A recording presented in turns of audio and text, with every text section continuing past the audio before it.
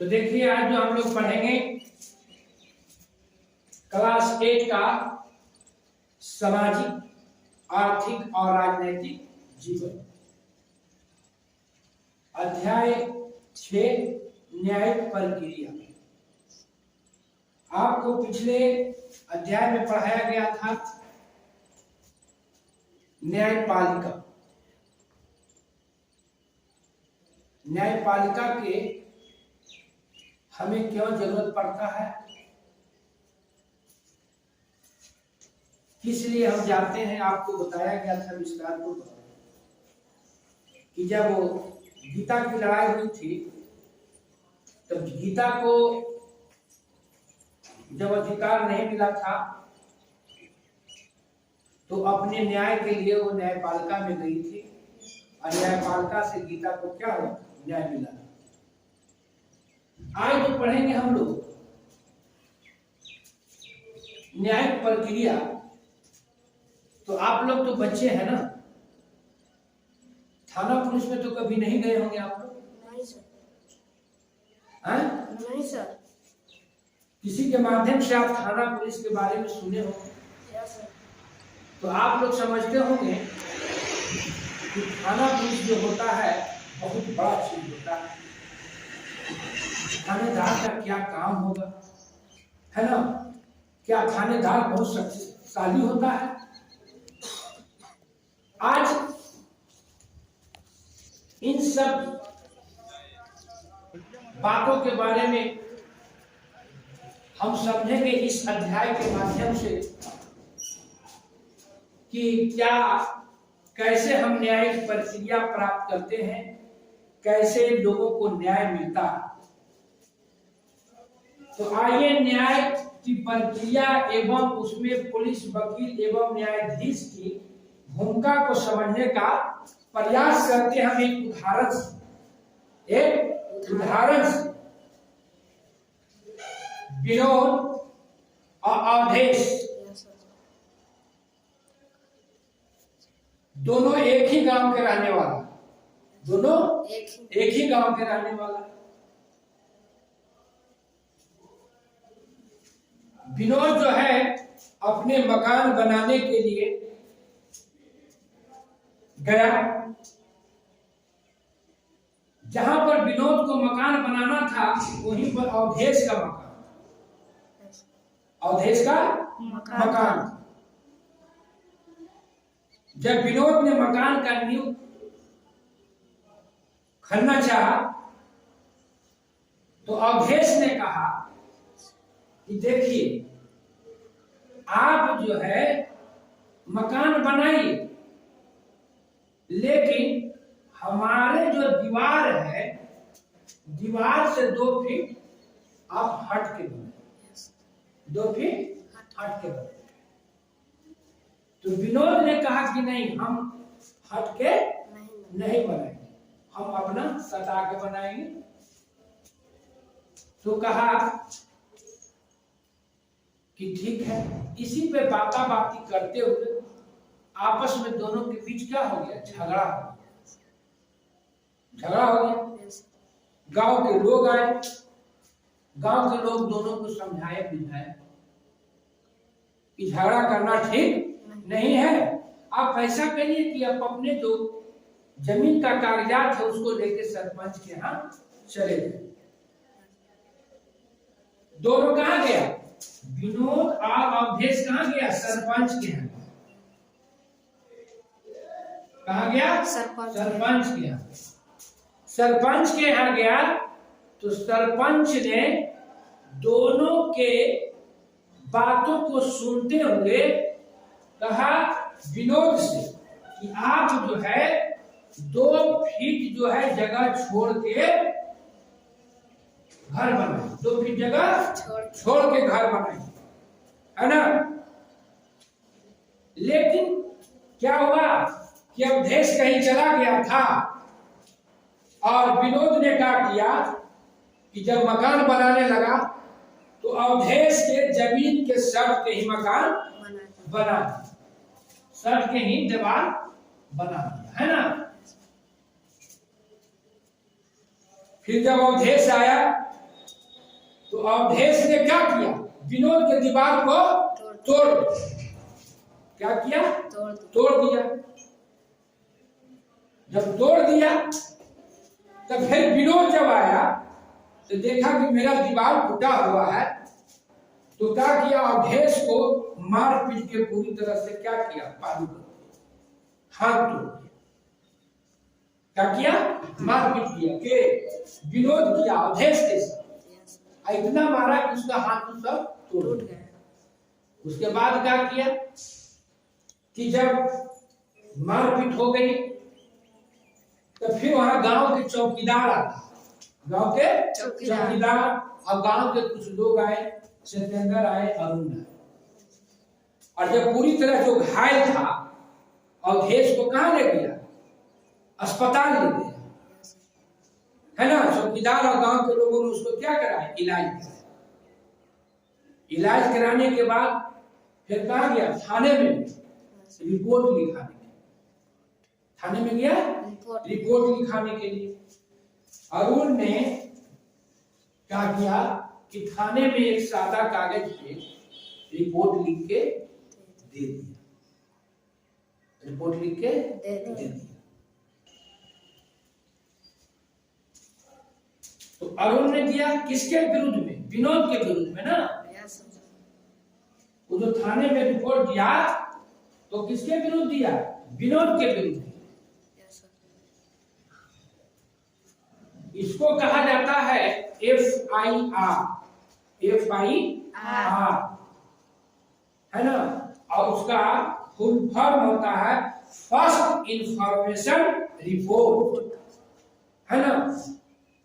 इसकी भी प्रक्रिया है, जब आप FIR करिएगा तो उसमें आपको जिसके विरुद्ध करिएगा FIR, उसका पूरा आपको देना होगा, नाम, पता, है ना, स्थान, समय, और साथ साथ कुछ वहां गवाह का भी देना है।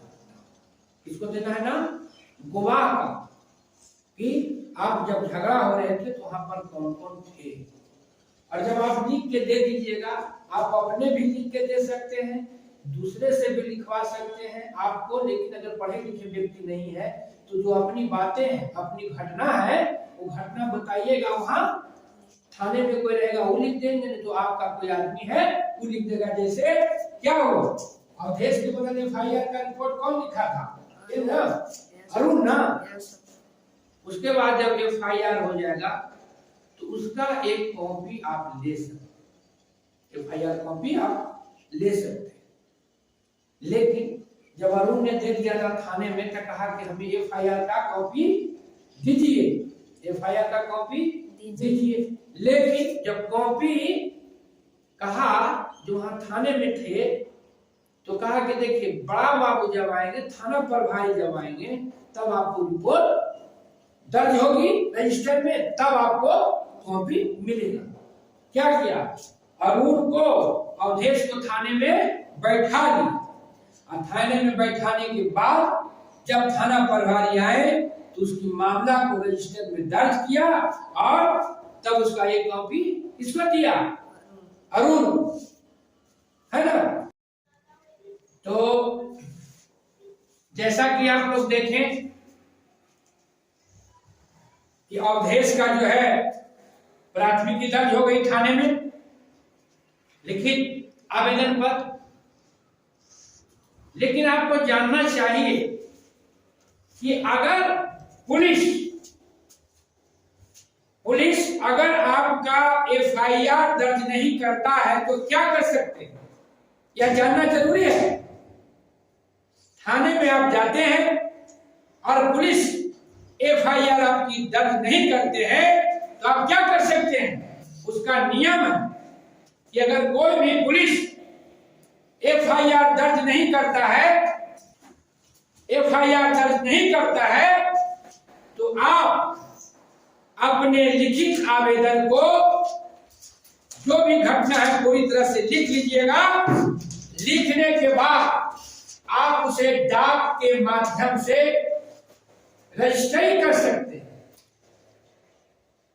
उसके अलावा अगर आप डाक के माध्यम से रजिस्ट्री नहीं करते हैं, तो अब जो है इंटरनेट के माध्यम से भी सूचना है आप थाने को दे सकते हैं। आपकी प्राथमिकी दर्ज हो जाएगी। जब प्राथमिकी दर्ज हो जाएगी तो फिर क्या करेंगे? थानेदार जो है आपकी मामला को सुनवाई करें। अरुण ने तो थाना में रिपोर्ट करा। एक थाना ऐसा होता है जिसको बोलते हैं अनुसूचित जाति जनजाति थाना, जिसमें क्या है वो कमजोर वर्ग के लोगों की जो है उन लोगों को मामला को स्पेशल ढंग से सुना जाता है ना। अब जब FIR हो गया तो थाना प्रभारी गए कहां? घटनास्थल पर, जहां आपका विनोद और अवधेश के बीच लड़ाई हुआ था। वहां थाना प्रभारी गए और वहां पहुंच के पहले किससे मिले? अवधेश से।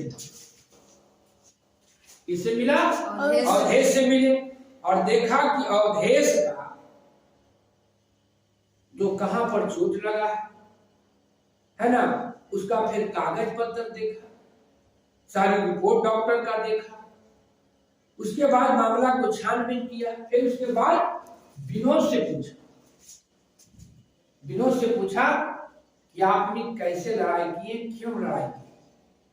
लेकिन विनोद कहा कि नहीं, हमारी गलती नहीं, हम लड़ाई नहीं किए। मामला से उन्होंने क्या किया? नकार। लेकिन जब सारी पूछताछ के बाद जब हुआ तो हुआ नहीं कि विनोद क्या है, दोषी है, अवधेश को मारा है। तो पुलिस क्या करता है? विनोद को गिरफ्तार कर लेता है और थाने पर लाता है। तो क्या हुआ? विनोद को क्या हुआ? गिरफ्तारी हो गया ना। और गिरफ्तार करके विनोद को कहां लाया? थाने पे लाया। अच्छा, आप लोग का थाना कहां? मेहंदिया थाना है ना। तो विनोद को कहां ले गया? थाने में ले गया। और थाने में ले जाने के बाद विनोद को बताया, देखिए किसी व्यक्ति को जब गिरफ्तार करता है ना पुलिस, तो उसका भी नियम होता है। किसी भी व्यक्ति को गिरफ्तार करने के पहले पुलिस को ये बताना होता है ना, और बताना चाहिए। अगर पुलिस नहीं बताता है तो आप पूछ सकते हैं उससे कि हमें किस चीज में आप गिरफ्तार कर रहे हैं, किस लिए हमें गिरफ्तार करने आए। तो पुलिस को बताना होता है कि आपको फलाना केस में हमने गिरफ्तार करने हैं।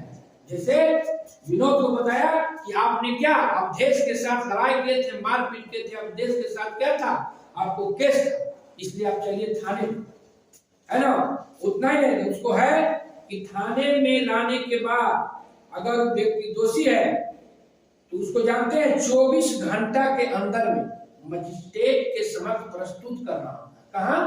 मजिस्ट्रेट के समक्ष, है ना, प्रस्तुत करना होता है ना। और कई तरह के नियम है गिरफ्तारी का भी।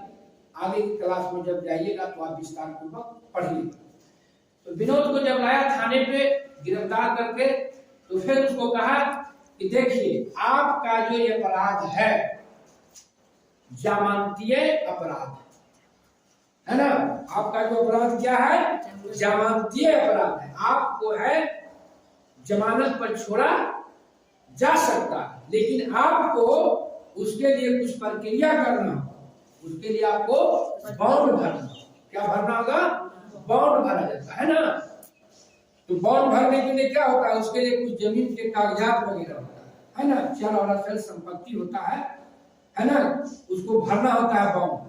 इस तरह से क्या किया, आपको विनोद से बॉन्ड भरवाने के बाद जो है क्या किया, थाने से छोड़ दिया। लेकिन कहा कि जब जरूरत पड़ेगा तो आपको हम फिर बुलाएंगे, थाने में बुलाएंगे, चाहे कोर्ट कचहरी में अगर जरूरत होगा तो आपको कोर्ट कचहरी में और थाने में क्या होना होगा, आपको प्रस्तुत होना होगा, है ना। और जैसा कि आपने देखे अवधेश के मारपीट के जुर्म में, है ना, पुलिस ने विनोद को गिरफ्तार किया था और गिरफ्तार करने के बाद उसको क्या किया, बेल पर छोड़ दिया। कि आप जो है बॉन्ड भरने के बाद क्या क्या था, छोड़ दिया था ना। लेकिन सभी जो अपराध होता है, जमानतीय अपराध नहीं होता। कुछ जो अपराध होता है गैर जमानतीय होता है, गैर जमानतीय अपराध है ना। क्या बोलते हैं उसको, गैर जमानतीय अपराध। उस अपराध में जो है पुलिस को बेल देने का अधिकार नहीं है, पुलिस को बेल देने का अधिकार नहीं है। उसके लिए क्या होना पड़ेगा, उसके लिए आपको क्या करना होगा, न्यायालय जाना।